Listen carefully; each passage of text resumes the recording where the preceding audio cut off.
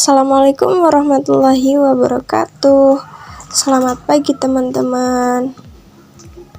Sebelumnya perkenalkan kami dari kelompok 5 mata kuliah metodologi studi Islam kelas A yang beranggotakan Siti Hawa, Agung Fahmi Ilmiawan, Nasihatul Karimah, dan Alisa Quatronada.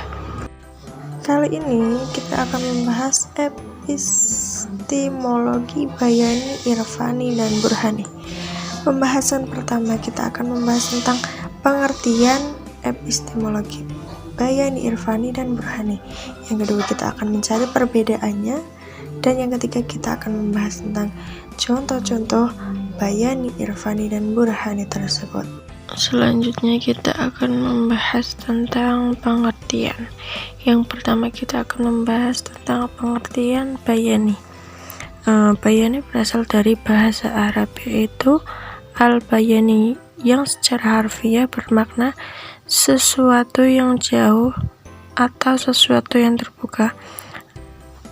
Namun secara terminologi ulama berbeda pendapat dalam mendefinisikan al-bayani. Misalnya ulama balaghah mendefinisikan al-bayani sebagai sebuah ilmu yang dapat mengetahui satu arti dengan melalui beberapa cara atau metode seperti tasbih atau penyerupaan, majaz, dan kinayah. Ulama kalam mengatakan bahwa al-bayinah adalah dalil yang menjelaskan hukum. Sebagian lain mengatakan bahwa al-bayin adalah ilmu baru untuk menjelaskan sesuatu atau ilmu yang dapat mengeluarkan sesuatu dari kondisi samar kepada kondisi yang jelas. Namun dalam epistemologi Islam, bayani adalah metode pemikiran khas Arab yang menekankan pada otoritas teks atau nas secara langsung atau tidak langsung, dan dijustifikasi oleh akal kebahasaan yang digali lewat interferensi atau istidlal. Yang kedua kita akan membahas tentang irfani. Al-irfan dalam bahasa Arab berasal dari kata arafa dan ma'rifah.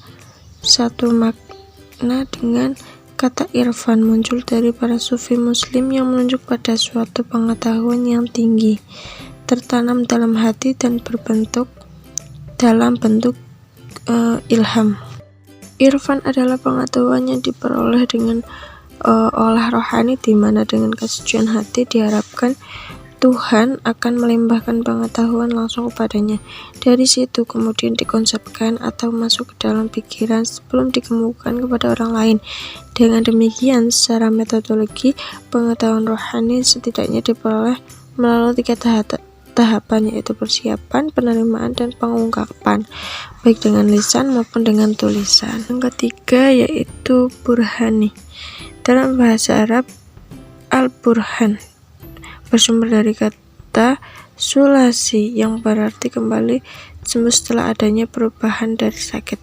Kemudian mendapat tambahan hamzah aburah yang berarti datang dengan membawa bukti atau petunjuk. Epistemologi burhani berpandangan bahwa sumber ilmu pengetahuan adalah akal.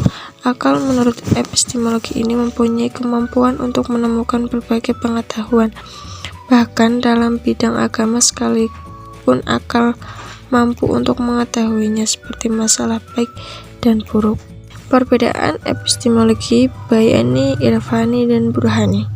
Pada prinsipnya, Islam telah memiliki epistemologi yang komprehensif sebagai kunci untuk mendapatkan ilmu pengetahuan. Hanya saja dari 3 kecenderungan epistemologi yang ada, yaitu bayani, burhani, dan irfani, dalam perkembangannya lebih didominasi oleh corak berpikir bayani yang sangat tekstual dan corak berpikir irfani yang sangat khas, yang sangat sofistik. Kedua kecenderungan ini kurang begitu memperhatikan dalam penggunaan rasio secara optimal. Perbedaan antara ketiganya yaitu salah satunya dari sumbernya. Pada bayani teks keagamaan, pada irfani ilham atau intuisi, pada Burhani rasio.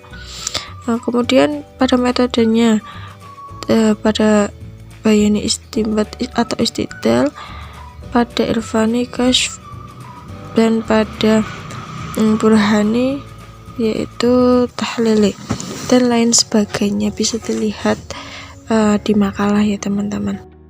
Contoh aplikatif epistemologi Bayani, Irfani, dan Burhani dalam kajian Islam. Yang pertama kita akan membahas Bayani. Menurut Imam Asy-Syafi'i, 3 asas epistemologi Bayani adalah Al-Quran, As-Sunnah, dan Al-Qiyas. Kemudian beliau juga menyandarkan pada satu asas lagi, yaitu Al-Ijma'. Epistemologi Bayani pada dasarnya telah digunakan oleh para fuqaha atau pakar fikih, mutakalimun atau teolog, dan usuliyun atau pakar usul fikih, di mana mereka menggunakan Bayani untuk 1. Memahami atau menganalisis teks guna menentukan atau mendapatkan makna yang dikandung atau digandaki dalam lafaz. Dengan kata lain, pendekatan ini dipergunakan untuk mengeluarkan makna zahir dari lafaz yang zahir pula. Yang kedua, istinbat atau pengkajian.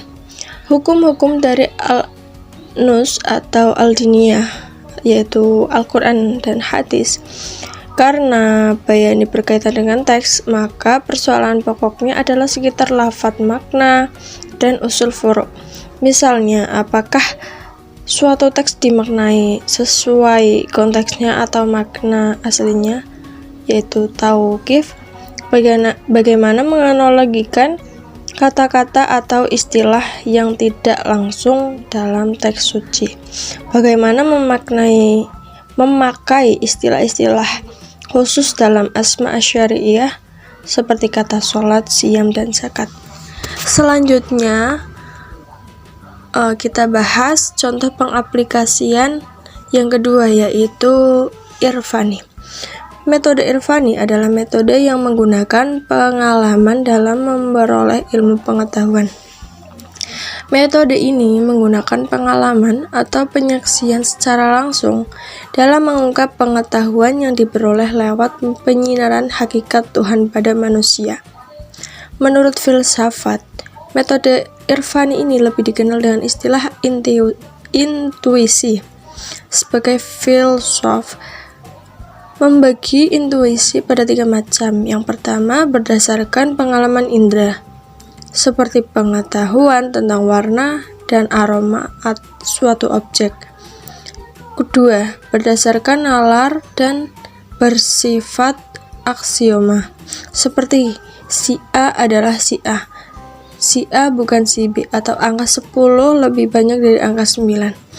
Yang ketiga yaitu ide cemerlang yang muncul secara tiba-tiba, seperti yang dialami ahli matematika Yunani, Archimedes, yaitu pada tahun 212 sampai 287 Masehi.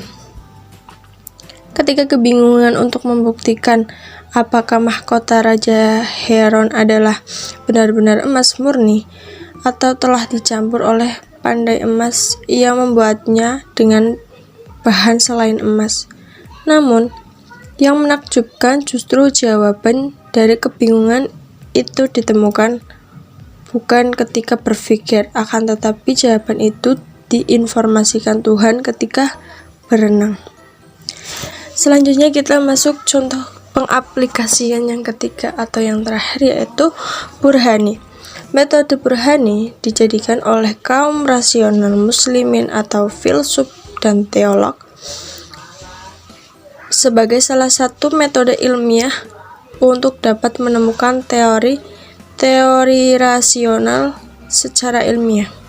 Dalam sejarah peradaban Islam, ditemukan sejumlah ilmuwan yang menerapkan metode Burhani, seperti kaum filsuf madhab peripatetik, Al-Kindi, Al-Farabi, Ibnu Sina, dan Ibnu Rushd. Kaum teolog seperti Mu'tazilah dan Syiah, kalangan fuqaha terutama madhab Hanafi dan para musyafir, terutama mukaciri dari aliran tafsir dirayah. Sekian penjelasan tentang epistemologi Bayani, Irfani, dan Burhani dari kelompok kami. Kurang lebihnya kami mohon maaf. Wabillahi taufiq wal hidayah. Wassalamualaikum warahmatullahi wabarakatuh. Sampai jumpa pertemuan berikutnya teman-teman. Bye bye.